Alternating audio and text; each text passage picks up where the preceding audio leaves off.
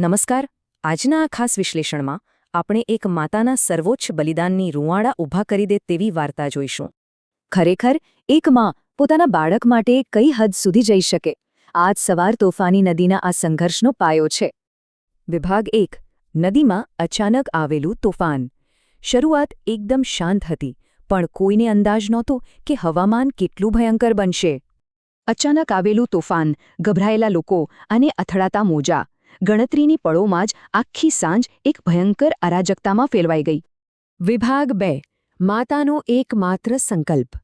ચારે બાજુ ડરનો માહોલ હતો, પણ આ ભયાનક સ્થિતિમાં એક માની પ્રતિક્રિયા સાવ અલગ જ હતી.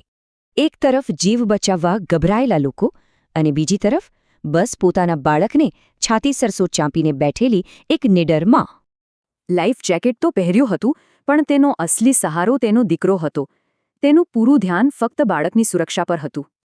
મારે કંઈ પણ થાય, દીકરો સુરક્ષિત રહેવો જોઈએ. આ એક જ મક્કમ વિચારે તેને આ ભયાનક અંધકારમાં અદ્ભુત હિંમત આપી. અને અચાનક એક જોરદાર મોજું નાવ સાથે અથડાયું. ક્ષણવારમાં તો જાણે બધું જ બદલાઈ ગયું. તોફાન શમ્યું અને બચાવ ટુકડી પહોંચી. પણ મોટો સવાલ એ હતો કે જ્યારે મદદ આવી ત્યારે ખરેખર શું થયું હશે? વિભાગ 3. હૃદયસ્પર્શી અંતિમ દ્રશ્ય.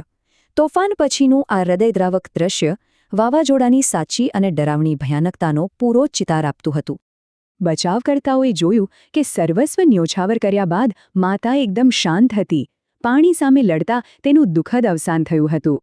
પણ શું આ ચમત્કાર નથી? માતૃત્વની અદ્ભુત શક્તિ જુઓ.